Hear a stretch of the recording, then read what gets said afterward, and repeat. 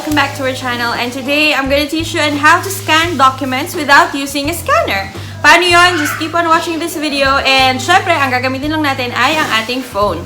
So, just keep on watching, and if you haven't subscribed yet, please subscribe on our YouTube channel. And eto na, ituturo ko na sa inyo kung paano gawin yon.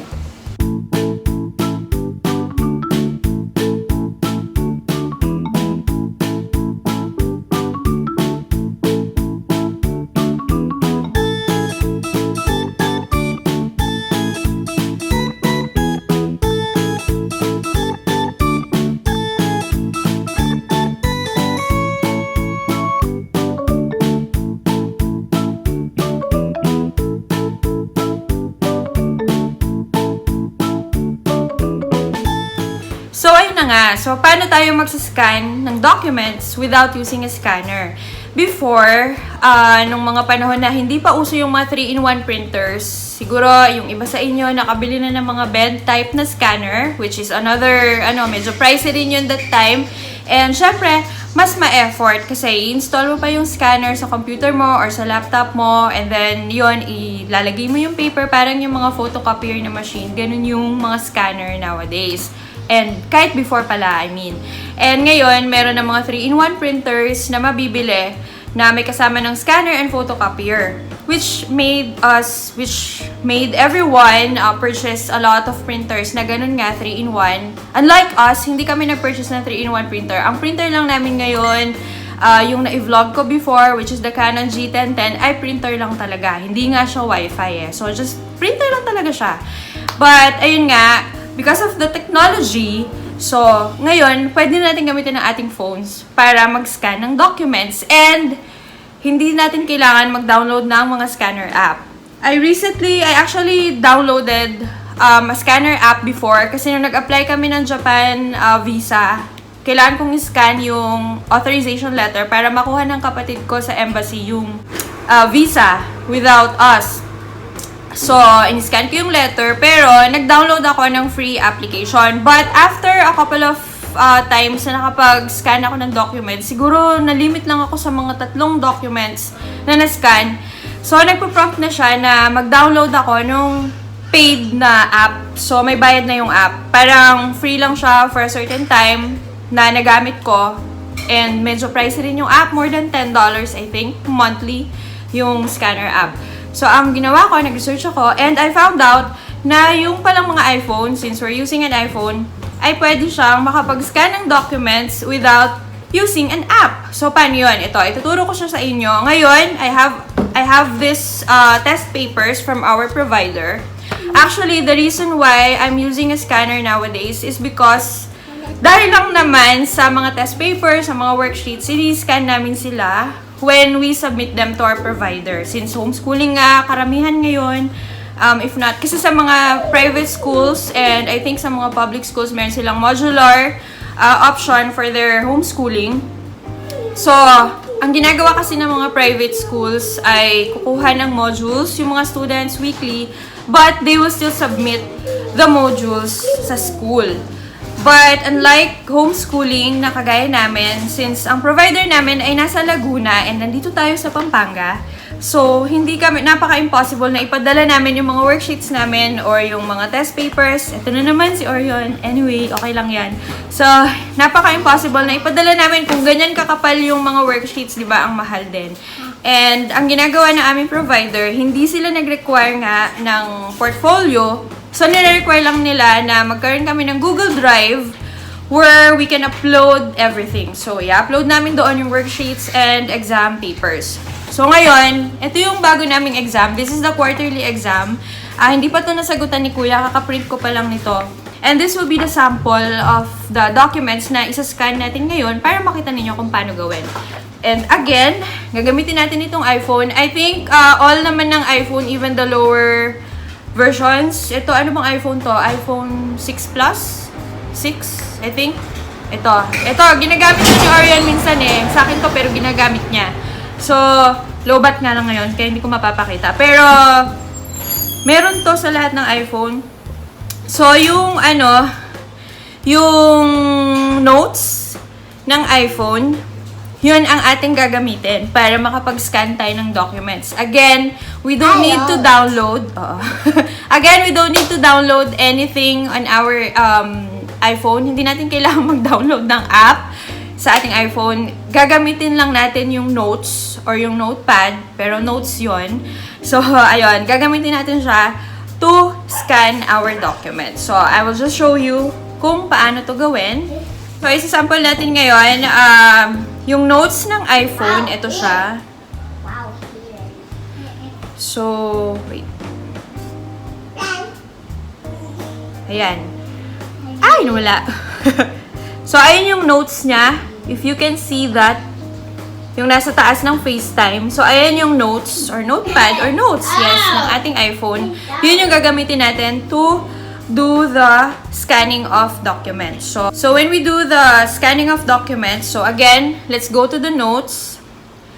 Sa notes, may makikita tayo dito sa baba, yung parang write new message sa mga phones, ganon. So, ayan. So, wala siyang laman. And then, may makikita ka dito. Ito yan. So, yung makikita mo dyan, these are yung may font, and then merong marker, ganon, and yung camera. So, yung camera, ang pipindutin natin, and merong option, choose photo or video, take photo or video, and scan documents. So, we have to use the scan documents. Ayan. So, magiging siyang camera. So, ang gagawin natin ay pipicturean natin yung ating document. So, picturean muna natin siya using our notes. May mag-a-appear dito na parang yellow na marker. Kumbaga yung pinaka-scanner niya, yun. Pero you can always disregard that kasi minsan nag-iiba yung shape kapag ang ginagamit mong scanner ay yung phone. So let's scan it flat muna. Ayan. So once you have scanned it, ayan yung lilitaw. Meron siyang parang margin na cursor or margin na pwede mong galawin kung gusto mong ipantay yung document. So, kumbaga, ika-crop mo yung document sa size niya. And once you're done, pindutin mo lang yung keep scan. Ayan. So, masasave na siya sa notes. Sa notes siya masasave ha. Take notes. Sa notes lang siya masasave. Hindi siya masasave sa mismong gallery or sa photos and videos ng phone. So, ang kailangan mong gawin ay i-click mo ulit siya dahil na-save siya sa notes. So, i-click mo siya. Ang ginagawa ko sa akin lang, siniscreenshot ko siya. Isi-screenshot ko siya. Kapag na-screenshot ko na siya, again, ika-crop ko na naman. And then, after na ma-crop ko siya, isa-save ko siya. So, done. Save to photos. Ayun. Pwede mo na siyang ma-save sa photos kasi nga, na-screenshot mo na siya. Just like the regular thing na ginagawa natin kapag nagsi-screenshot tayo. And then, after that, so kung gusto mo pang mag-scan ng another document, just click on retake and then scan. And then, what I'm doing is, sabi ko nga, so i-discard na natin siya. What I'm doing is, dahil nga kailangan ko siyang i-upload sa Google Drive ng portfolio ni Kuya, ang ginagawa ko ay meron akong Google Drive dito sa mismong phone.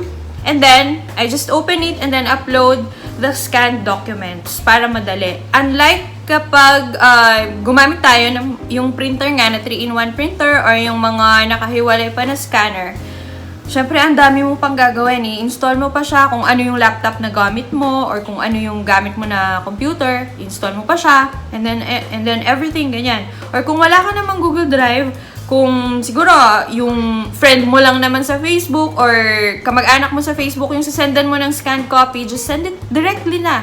Nasa phone mo na eh, so you can send it directly sa Messenger. So, ganun lang kadali. Mas madaling gawin, and sabi ko nga, meron pang option, hindi naman siya option eh, parang automatic na siya na kapag ginamit mo yung notes to scan your documents, colored siya. I will show you a sample nung isang document ni Kuya, yung isang paper niya, ayun, colored siya. So, mas maganda pa siya. And very clear yung copy. Wait, where's that? Ito, super clear yung na-scan na documents. Hindi pala makikita. I will just show you sa split screen natin. So, super clear yung na-scan na documents. Unlike sa totoong photocopy machine or sa mga scanners, minsan malabo, medyo malabo rin yung labas yung quality ng kanilang documents na sa scan. And yun nga, kapag photocopy kasi yung quality, syempre, iba pa rin. So, mas malinaw talaga kasi nga ginamit natin yung camera ng ating phone.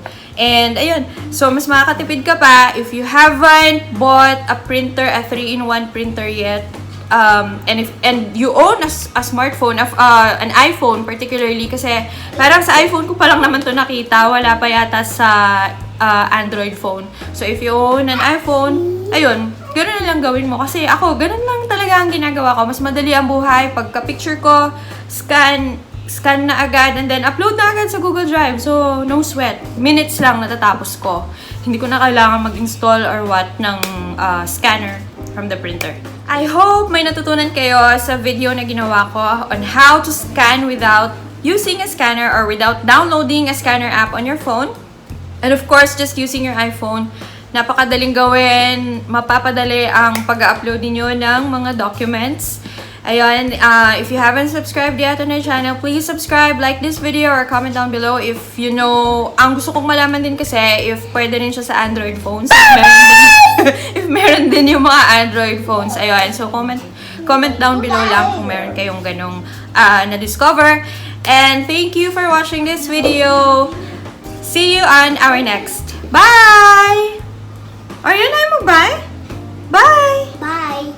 Ayaw na niya humarap. Bye!